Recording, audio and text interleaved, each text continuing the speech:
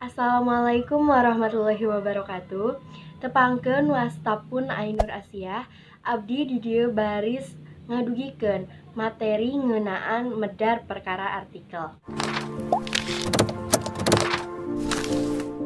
Artikel nyaeta salah sahiji wangun tulisan non-fiksi dumasar kana data jeung fakta kalawan diwawuhan ku analisis jeung pamadegan tinu lainna.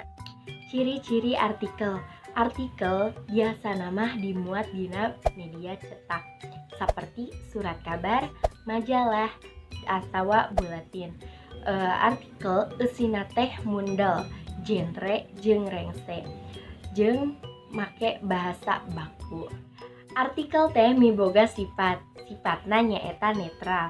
Netral kalawan henteu ngamuat pikiran anu berat sabelah ka salah sahiji pihak. Bedana artikel jeung bahasa sejena jeung tulisan sejena nyaeta tulisan sejena mah leuwih ngutamakeun gagasan pribadi, sedangkeun artikel mah pamanggih anu nulisna teh ditepikeun dina wangun analisis data jeung fakta.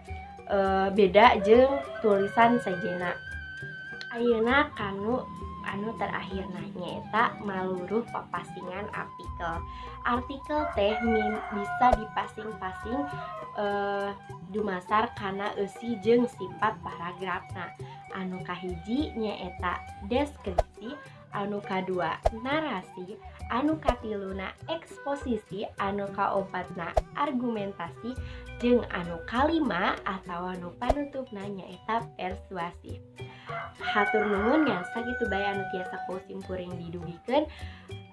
Hapunten bilih aya tutur kata anu teu merenah. Wabillahi taufik wal hidayah. Wassalamualaikum warahmatullahi wabarakatuh.